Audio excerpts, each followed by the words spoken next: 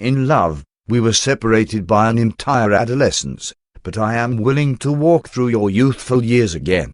Yi-Fi, a billion stars can't amount to you. That night. Was it you? At the age of 18, Ji fantasized 1,000 different ways, a million ways, even to confess to the guy she liked, but she never imagined that when she finally summoned all her courage to stand in front of him, her first words would be, "The man, that night. Was you, wasn't it?" Hee-Jae-kun lowered his eyes and leaned casually against the lamppost. When he heard Ji's question, he didn't even raise his eyelids, but he furrowed his brows. His eyelashes quivered. With that, his clean and bright complexion returned to its usual flatness and dullness. If Ji hadn't caught on to his change in expression, she would have assumed he hadn't heard her question. She stared unwaveringly at the young man in front of her for a moment in silence. Seeing as he had no intention of replying, she gently pursed her lips and asked again, but this time with hints of certainty, "That night, it was you, am I right?"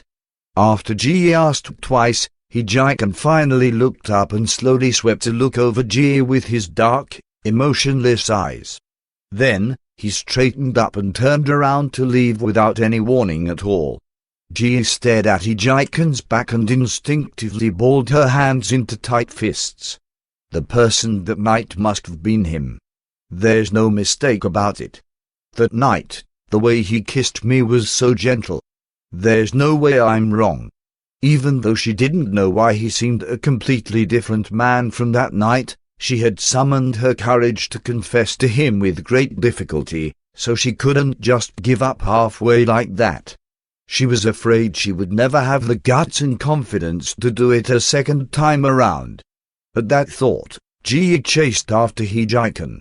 "I know the person that night was you, I..." Before Ji could finish, Hee-Jae-kun sped up. The distance between them grew further.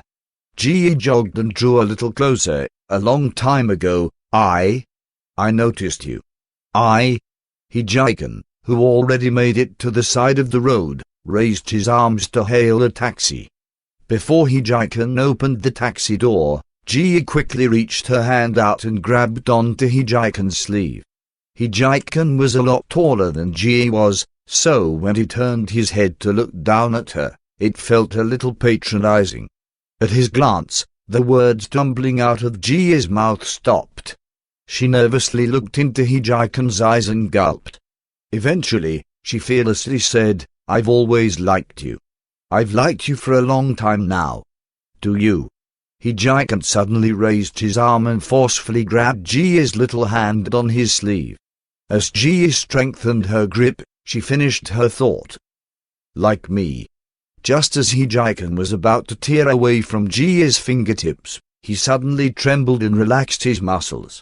His slight loss of control made Ji feel like she heard flowers bloom. So he must feel something for me. Otherwise, why would he touch me that night?